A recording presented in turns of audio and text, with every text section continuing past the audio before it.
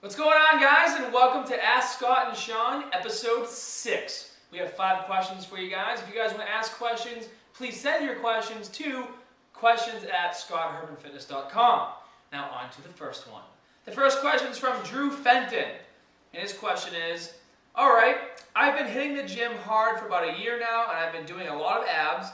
I have followed your videos and developed an 8-pack and started to get obliques. But I haven't been getting sore the next day from abs, and I have been switching up my routine weekly. Is this normal? Well, Drew, yes, it is normal. It sounds like you haven't taken a week off in a while. What do you think, Sean? Yep. I think so. He definitely needs to take a week off. Like if you're not getting sore anymore, obviously something's going wrong with your workout. Yeah, I think also too, you want to try and do weighted exercises for your abs. I know that my abs don't get as sore if I don't use heavier weights on certain days. You got to switch it up, and switching up doesn't just mean exercises, it means reps and weight. So try doing some like heavy sets on certain exercises, like 12-15 repetitions.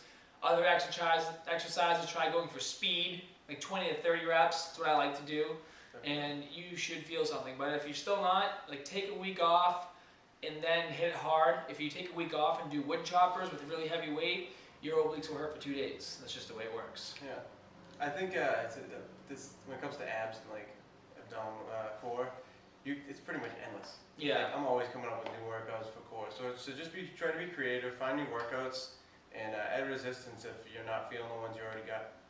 Sweet. Next question. You want to read it? Sure. It's from Evan Gillespie. He says, I know many people's bodies react to different ways of weight training. My question is it possible that a certain person's muscles react better from less stimulation, say one exercise, 3 sets? That routine would follow a full body workout format. I'm just wondering because I see myself get bigger from one exercise with 3 sets than a whole workout dedicated to that muscle, and no website has a question or anything even near it. So they're saying they do 1 set or 1 workout for 3 sets as opposed to one whole workout dedicated to chest. So I think one thing that's important that he pays attention to when doing that whole chest workout or whatever body part it may be is how many sets you're actually doing, because I go by sets, and obviously intensity is going to make a big difference as well. I don't know if you're keeping the same workouts the whole time, but obviously, like we always talk about changing up your routine, you'll hear anyone tell you to change up your routine. Basically, when it comes to something, is he saying mostly chest here? Yeah, the question's kind of weird because he's not really saying what he's doing. He says, okay, I see myself getting bigger from 1 exercise with 3 sets. So does that mean that you're doing a whole chest workout, 1 exercise, 3 sets per exercise, which would be like a normal way of doing a chest workout, which is how I do it. I do 5 exercises, 3 sets per exercise. And it kind of looks like the question is, I do a full body workout, but I pick 1 body part and only do 1 exercise for that body part, 3 sets, as opposed to doing the whole chest workout where instead of, like, you might just pick a bench press as opposed to like flat bench incline, dumbbell flies, or anything else you could do for chest. I think the question, Sean definitely stuck a lot of points out. Evan, if you're a beginner, you're going to notice muscle gain no matter what you do in the beginning. So maybe it's less work doing the circuit training, so 1 body part, 1 exercise, the whole body, and you're eating correctly, and yeah, you're going to see muscle gain. But you get to a point where if you want to grow, you need to rip and tear those muscle fibers. You need to focus, 1-2 body parts a day and really get those deep tears by doing the heavier weight. And that's what I get from the question. Definitely, I would recommend trying to change up the order, because if you have a press, I try to do presses at the beginning of all my chest workouts because I just like to get the heavy stuff out of the way. But every once in a while, I'll throw flies at the beginning just to kind of mix it up. So if you haven't changed the order at any point, just try to change the order of what you're doing. Yeah, I think, whether the question's clear or not, I think we pretty much answered it for both ways. So, Evan, hope that helps you out. Next question is from Pranjal Neupane. Sorry if I messed that up. Where do you draw the line between training hard and overtraining? Is there a way to tell whether you're overtraining or not?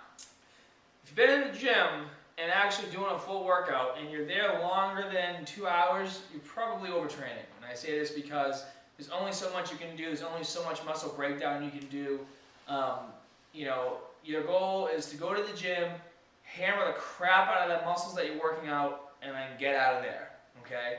After you finish your workout, you don't have to go and keep doing stuff and go do cardio, do all these different things in one day, because at the end of the day, if you haven't eaten enough food to compensate for all that work you're doing, well then you're doing too much.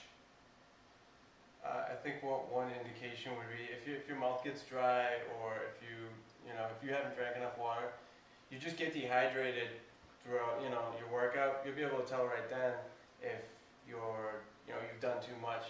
There's a lot of different ways. Everyone is a little bit different. Some people can work out, say for an hour and be toast. Yeah. Some people can literally work out for 2 hours or more, especially like elite athletes, and they can be fine even not having that much water or food for the day. Last Saturday I was in New York and I destroyed shoulders and back in the gym, and then I went for a run in Central Park, and it was only supposed to be like 3 miles, and I got lost, and I ended up doing like 6 or 7. Like, I was fine, because my body is used to that. But I mean, if you're doing that, and like Sean's, you're getting dehydrated, if you start to lose your pump, and you're still exercising, your body's probably saying, like, get the heck out of here, stop training me so hard, because you don't grow in the gym, guys, you grow at home. You grow when you're sleeping, when you're resting. Keep that in mind. A little tip I got from Dragon Ball Z. When he's becoming a Super Saiyan. You know what I'm talking about. There's a few different indicators. Obviously, if you start to lose your pump, an important thing to know that once you do overtrain, you'll start to atrophy. You'll start to use muscle tissue for energy. Once you've gone through all your ATP, CP, glycogen, and once you're running into oxidization, that's when you start to eat away at the muscle fiber tissue for energy. So if you are in the gym for over an hour, you should just be dedicating past that hour towards maybe some cardio to burn some extra fat. I wouldn't go too far. I mean, we've said different things. We said not past an hour and 15 minutes, not past an hour and 30. But if you're working out 2 hours or more, it's too much unless you're in. What if you're getting sore later? If you're getting sore, I mean, DOMS, delayed onset muscle soreness, usually sets in within a day or two. If you're getting sore like 3 or 4 days later, then you're most likely overtraining. Or sometimes even if you're getting sore right away as you're lifting, like if you're deep into the hour and a half in, 2 hours in, you might be overtraining. If you can always supplement to keep from overtraining, or to keep from the overtraining affecting you too much. So keep that in mind as well. You take tons of glutamine, it's a lot harder to overtrain. Love glutamine. Yeah. You want to read the next one? Sure. Brendan. Question number 4. Brendan Graniez. Sorry. I was wondering if you could do a comparison. Let's call him Brendan Grenade. Brendan Grenade, Mr. G. I was wondering if you could do a comparison between heavy weightlifting with fewer reps and lighter weightlifting with a lot of reps. We kind of talked about this, so you want to just answer it real quick? Yeah, I mean, once you get into higher reps, depending on how many reps you get into, it becomes more cardiorespiratory. You start to work on increasing your metabolism, which you will do anyways, doing heavy reps and heavy sets. But just a repetitive motion, not really using a lot of resistance, that becomes cardiorespiratory after a minute or so, after you go over a minute. Yep. And we kind of answered this with question 2 with Evan. When you want to start growing, like, you need to rip and tear that muscle tissue. So you need to be doing heavy weight, lower reps. And you're doing lower reps because with heavy weight, you can only do it so many times. Try not to go below 4. Sean likes to never go below 4. I wouldn't recommend it. I always try to get 6 to 8. And I always try to have a spotter help force up repetitions too, really get those nice tears. So, we pretty much covered that question. So I'm going to move on to the next question, which is from Nathan Grisham. Grisham. What? Grisham. Grisham. Okay. Once someone gets this question was directed to me. Once someone gets, sorry, Sean. Take it away. Once someone gets, say, a body like yours, what does it actually take to maintain it? I know everyone is a little different depending on their goals, lifestyle, diet, etc. Maybe one of your weekly check-in videos, you can talk a little about your average daily diet and weekly workout schedule. Cake. Yeah, exactly. 1 cake a day. 1 cake a day. For my Twitter followers, who saw my post today, I had Skittles, but they were from a movie last night. Which brings me to my point. When you get to your goal, how you want to look, it's all just about maintenance. You know, once you get to your goal weight, you look the way you want to look, and you have the amount of muscle that you want to have. I knew I forgot to put my phone on silent, so it's going to go off probably one more time. Okay, no, it's not.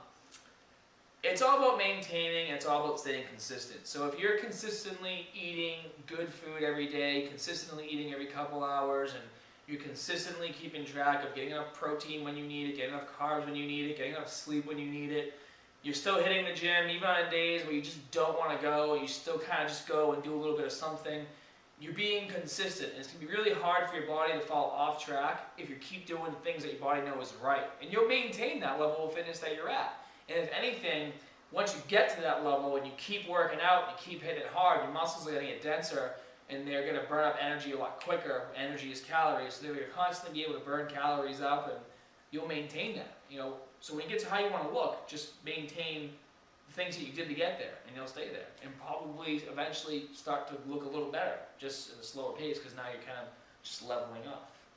You know your body so well at this point. You know exactly when you need to do that extra little bit.